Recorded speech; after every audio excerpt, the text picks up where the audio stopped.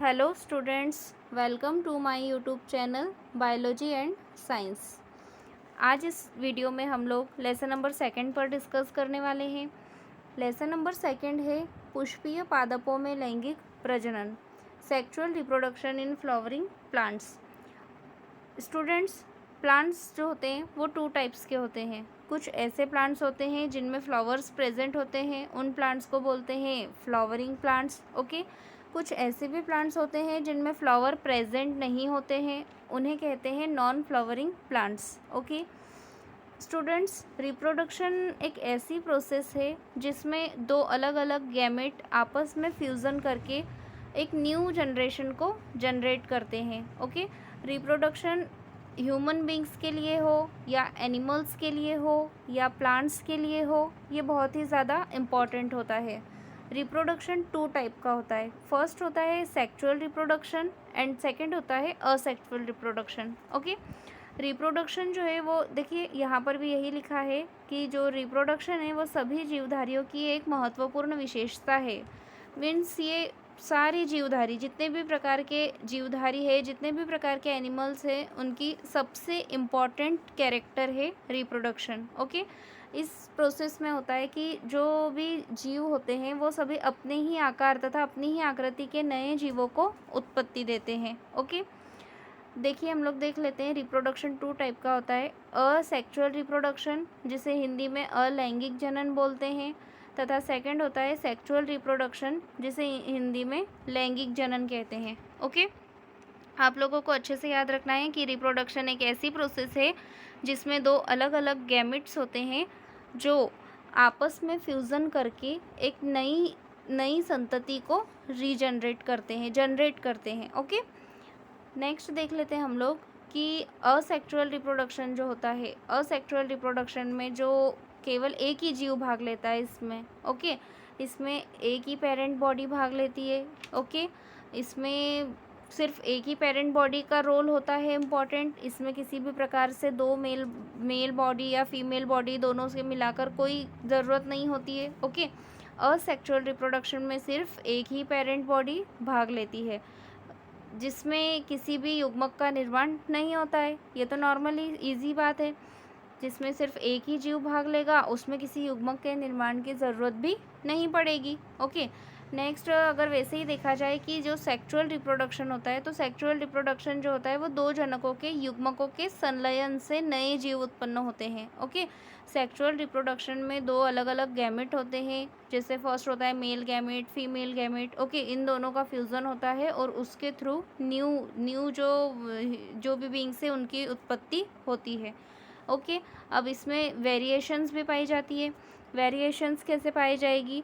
जैसे एक है फीमेल गैमेट, सेकंड है मेल गैमेट, उन दोनों में अलग अलग उनकी अलग अलग कैरेक्टर्स हैं। अब उन दोनों का फ्यूज़न होगा तो जो उनसे बनने वाली जो थर्ड संतति है उनमें वेरिएशंस तो होंगे ही, क्योंकि उसके अंदर कुछ कैरेक्टर मेल के होंगे, कुछ कैरेक्टर फीमेल के होंगे। तो इस तरीके से सेक्सुअल रिप्रोडक्शन के थ्रू जितने भी संतति बनती है उनमें जेनेटिक वेरिएशंस पाए जाते हैं। ओके, नेक्स्ट अगर हम लोग देखें तो कुछ प्लांट्स ऐसे होते हैं जिनमें जनन की अलग अलग प्रकार से विधियां होती है, जैसे अनिषेक जनन, parthenogenesis, okay, sporophytic budding, polyembryony, apomixis, apospory, apogamy.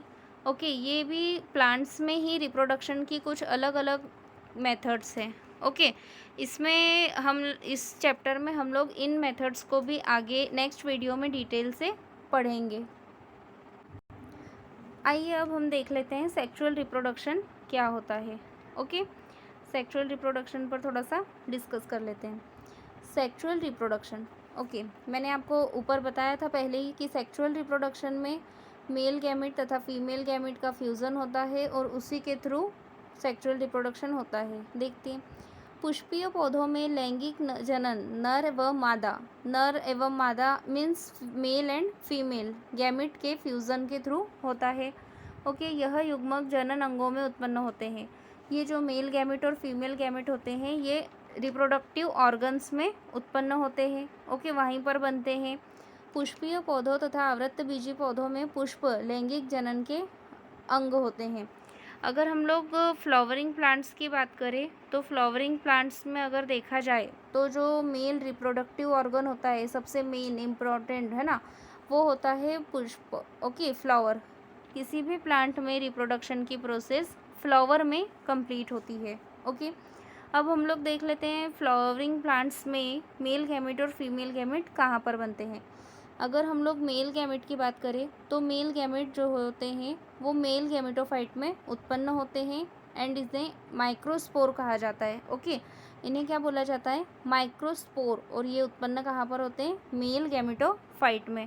Okay, next अगर हम लोग देखें कि जो फीमेल गैमेटोफाइट होते हैं, है ना, फीमेल जो होते हैं वो होते हैं फीमेल गैमेटोफाइट में उत्पन्न होते हैं।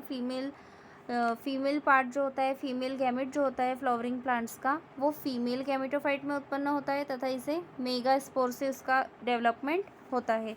ओके, तो हमें इसमें दो चीज़ें याद रखनी है।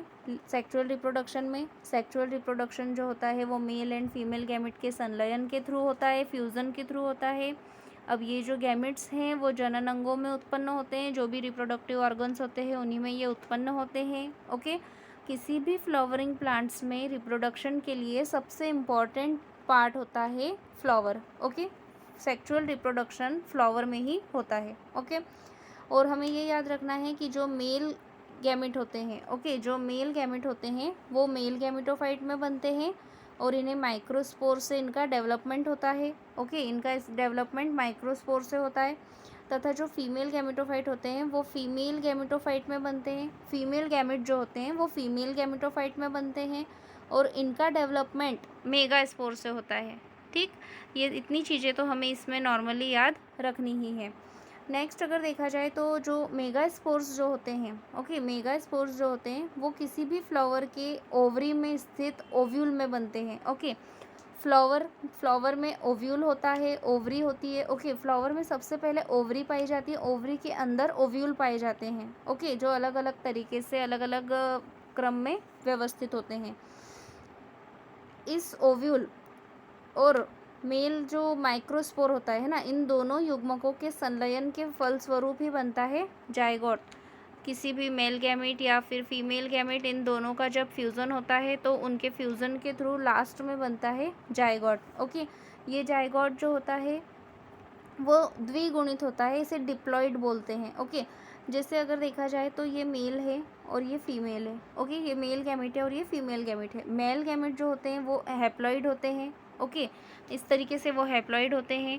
देन फिर देखा जाए नेक्स्ट कि जब इन दोनों का फ्यूज़न होता है तो ये इस तरीके से डिप्लॉइड हो जाते हैं, जिसे कहा जाता है जायगोट। ओके, आप लोगों को अच्छे से ये याद रखना है कि मेल जो है, मेल में जो गैमेट होते हैं वो हैप्लॉइड होते हैं। ओके, हैप्लॉइड मतलब अगुणित होते हैं। फीमेल में भी जो गैमेट्स होते हैं वो भी हैप्लॉइड होते हैं, जिन्हें सिंगल एन से रिप्रेजेंट किया जाता है।